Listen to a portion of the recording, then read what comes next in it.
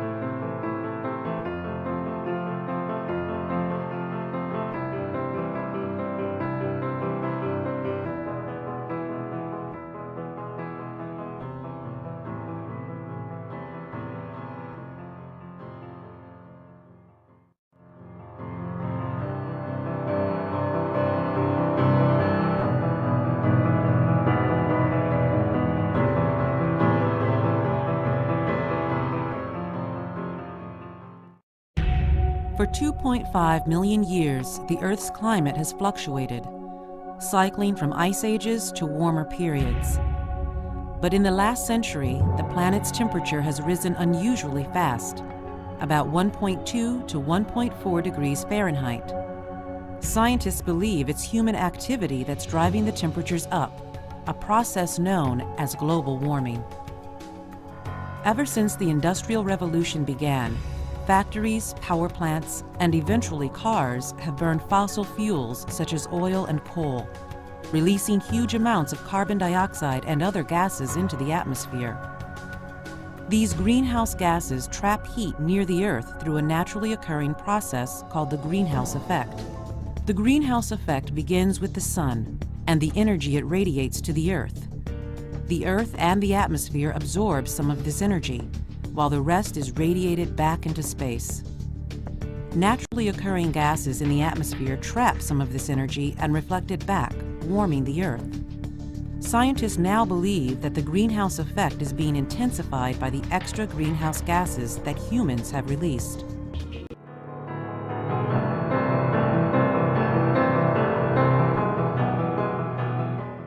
One degree additional warming to today, we're likely to see the emergence of new deserts in the western half of the United States, from Texas in the south right up to the Canadian border, is in danger of becoming new hyper-arid areas where really no crops can be grown at all. The Earth's average temperature has always fluctuated, and a variable climate isn't unusual. It's the pace of climate change today that's unprecedented. If you had asked us 10 or 20 years ago, what would be the impact of 1 or 2 degrees additional warming, we would say, well, probably we can live with that. NASA climate scientist James Hansen was one of the first to sound the alarm about global warming. The threat has only escalated as he's struggled to be heard. What we realize now is that we're getting so close to tipping points that we're going to have to stabilize atmospheric CO2. Studying climates in the past has given Hansen a window onto the dangers posed by global warming. In the last million years, it's never been more than 1 degree Celsius warmer than it is now. What we are doing now with the human-made greenhouse gases is an order of magnitude larger, and it's being introduced very rapidly.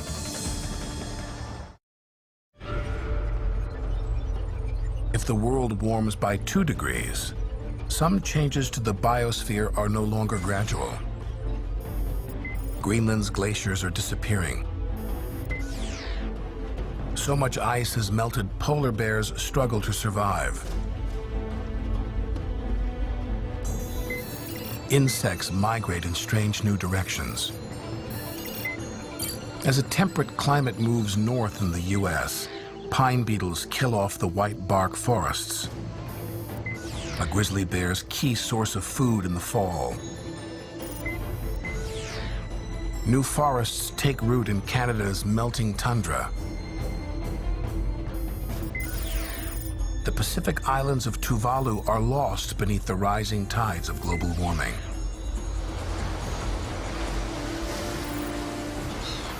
This could be our world plus 2 degrees. At 2 degrees of warming, the impacts in the marine ecosystem are going to be much more severe. We're likely to lose the vast majority of the world's tropical coral reefs. It's a problem that's keeping Ove Goldberg up late into the night. To some, it might seem almost incredible that we could change something as vast as the ocean. I mean, the Pacific Ocean, I mean, if you just take that huge bowl of water, how could we change it? A marine biologist at the University of Queensland in Australia, Ove is tracking changes in coral reefs. They're acting a little bit like a canary in the coal mine. Miners used to take a little bird down with them, and when the bird got sick, they knew to withdraw because there was gas building up in the mine. Well, coral reefs are, a beautiful, biodiverse part of the Earth, and the very fact that that's disappearing should have all of us worried, just like the canary in the coal mine. If the world warms by 3 degrees, the Arctic is ice-free all summer. The Amazon rainforest is drying out. Snow caps on the Alps all but disappear. El Niño's extreme weather patterns become the status quo.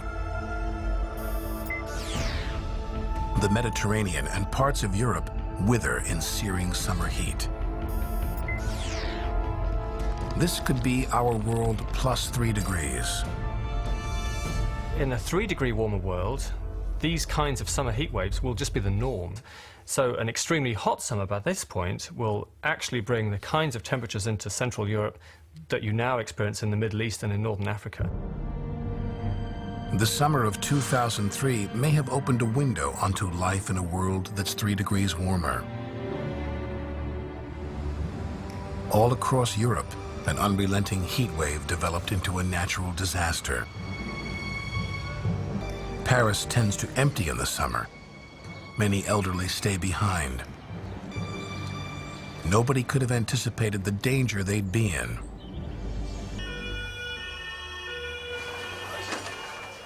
Emergency room doctors were the first to realize something was terribly wrong. Emergency room Dr. Patrick Pellew quickly realizes the heat wave is turning into a catastrophe. You had such a heat wave comparable to a flamethrower igniting an entire area. The number of people who died on the night of August 10 is between 2,500 and 3,000. The death toll would top 30,000 across Europe. In France alone, over 14,000 died in just a few weeks. The heat wave of 2003 was probably the first huge catastrophe due to global warming that affected a rich country. A rich country that thought itself to be protected from everything. Well, that was wrong.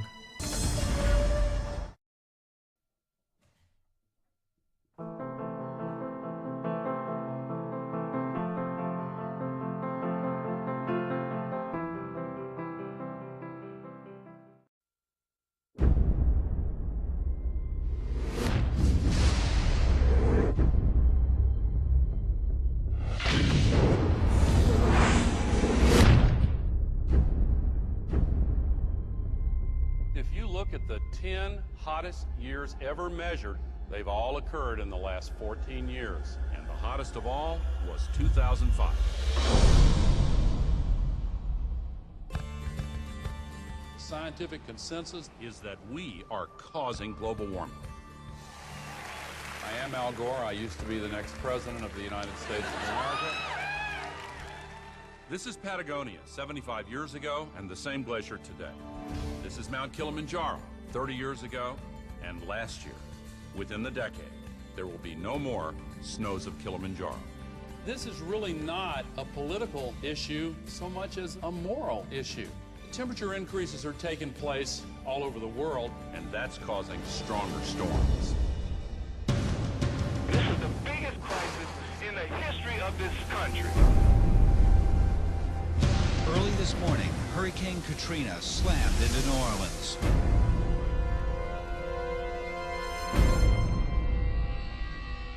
Is it possible that we should prepare against other threats besides terrorists?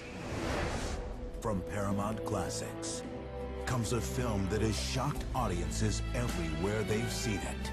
The Arctic is experiencing faster melting. If this were to go, sea level worldwide would go up 20 feet. This is what would happen in Florida. Around Shanghai, home to 40 million people. The area around Calcutta, 60 million. Here's Manhattan. The World Trade Center Memorial would be underwater. Think of the impact of a couple 100,000 refugees, and then imagine 100 million. We have to act together to solve this global crisis.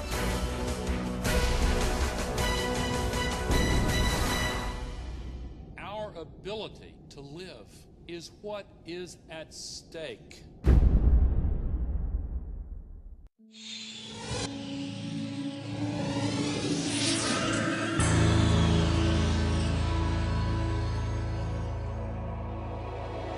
So now you know what I know that is moving me to sound this alarm. Clearly, I haven't got this message across. The science is clear. I need your help to communicate the gravity and the urgency of this situation and its solutions more effectively. We owe it to our children and grandchildren. Thank you.